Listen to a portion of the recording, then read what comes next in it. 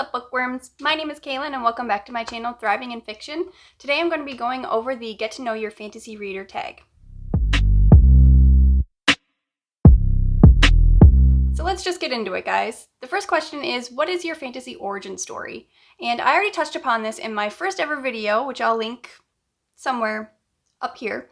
But in grade 6, I was around 12 years old. The class was sent to the school library and we were given an hour to just pick out any book off the shelf and to sit down and read. And I picked out Harry Potter, and I think I finished like the first couple chapters, ran home to my mother and begged her to go out and buy it for me, and she did. And then I quickly got the rest of the series and binged read them when I was 12 years old. So that is my fantasy origin story. From there, I started picking up Tamora Pierce, so I binged the Linus Rampant Quartet, I think. The one with Alana, the Wild Mage Quartet. All of Tamora Pierce is set in the Tortall series, set in the Tortall universe. I binged all of those afterwards, and then I just kept going from there. Fantasy has always been my go-to genre. And the second question is, if you could be the heroine in a fantasy novel, who would be the author and what is the trope that you would insist be included? As someone who reads a lot of high fantasy or grimdark fantasy, I don't really know if I want to live in those worlds, you know? I'm not the handiest with a sword. So I like to read about them. I don't know if I want to live there. So I think my answer would be T.J. Klune, who wrote The House in the Cerulean Sea, which is just a heartwarming, cozy fantasy book. So he would definitely be my author. And the second part of the question is, what's one trope you would like to be included? And definitely found family. That book is just so warm and cozy, and Linus finds his family in a place that he belongs. And if I were to be a part of any kind of book that I read, that's the kind of book that I would want to be a part of. And question 3, what is a fantasy you've read this year that you would like more people to read? Okay, so I'm quickly going to mention a book that I've talked about in like 3 of my 5 videos that are up on my channel. So, The Ninth Reign by Jen Williams.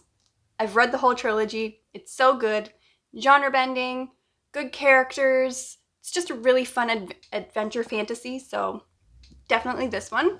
But because I've mentioned that so much already on my very young and new channel, I thought I'd pick out something else that I read this year, and I have seen this mentioned on a couple of channels on Booktube, but not as many as I think should be, and that would be The Bone Chips, and that's by R.J. Barker.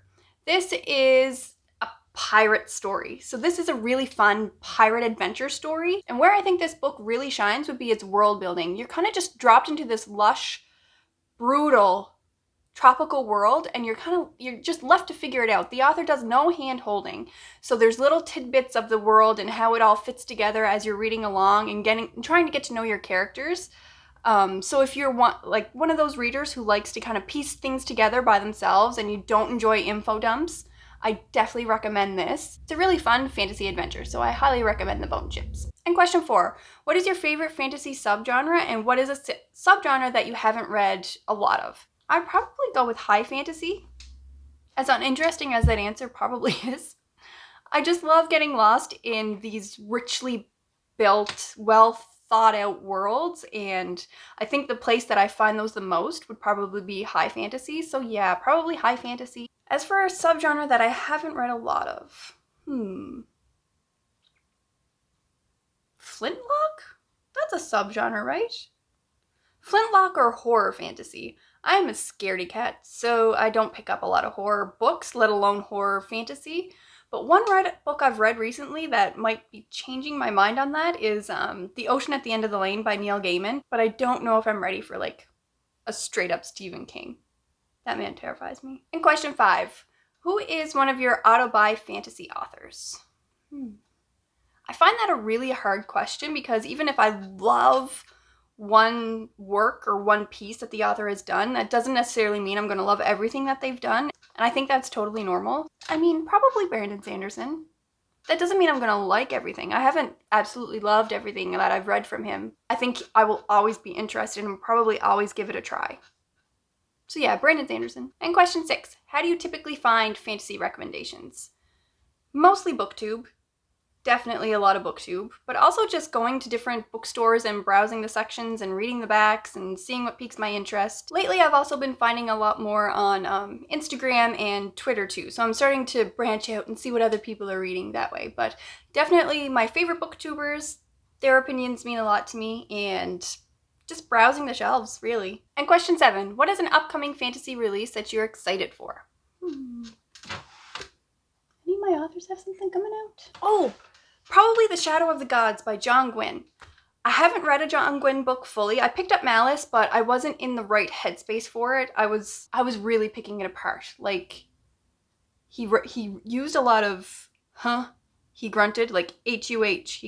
Just tell us he grunted. You don't have to spell out the grunt. So I thought I'd put it down and go back to it later. So if I could try one of his newer releases that's not a part of this huge series and get a taste for his reading style and his world building there, and if I really love it, then I can probably go back and start to read his backlist books without judging them so harshly. Yeah, I'm really looking forward to starting there with him. And question 8, what is one misconception about fantasy that you would like to lay to rest? I think just the general idea that it doesn't have as much to offer in terms of thematic discussion or character work or just general value as literary fiction or any of the other genres who are, so touted. From the best fantasy authors out there, you get amazing world building and character work, dialogue, and thematic discussions that you couldn't get in a book that takes place within our world. So it's just as valuable and has just as meaningful discussions as any other genre, and I don't know why it's looked down upon as much as it is. And question 9, if someone never read a fantasy book and you were to recommend the first 3 books that came to mind, what would those recommendations be? Ooh.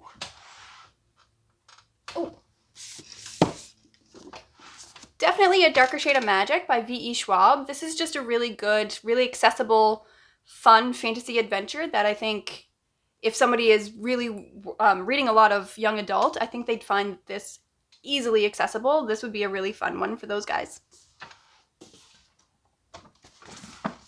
The City of Brass by S.A. Chakraborty. This is a Middle Eastern mythology inspired political thriller almost, but it's easily accessible and would definitely bridge the gap between young adult and fantasy really well if that's something you're interested in.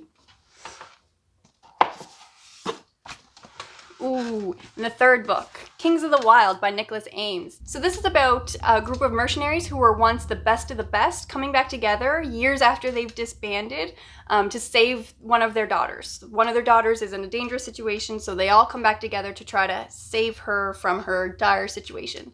And it is about a group of middle-aged dudes just coming together, and it is ridiculous and fun and has 70s rock references abound. I'm told most of them went way over my head, but that's okay. So even if you're not a huge fantasy reader, I would recommend this. I think a lot of people would just have fun with this book. And question 10, who is the most recent reading content creator you've come across that you'd like to shout out? I've recently discovered Liene from Liene's Library, and she convinced me to pick up the First Law trilogy, which I've read the first 2 books of this month, and I absolutely fucking love it. So definitely Liene's Library, and I will always be grateful to her for convincing me to pick up those books. So I'll link her channel below. Alright guys, so that has been the Get to Know Your Fantasy Reader tag. Leave a comment below if you have any upcoming new releases that you'd like me to know about, because I'm always on the lookout for those. Like and subscribe if you haven't already, and I'll see you in my next one, guys. Bye.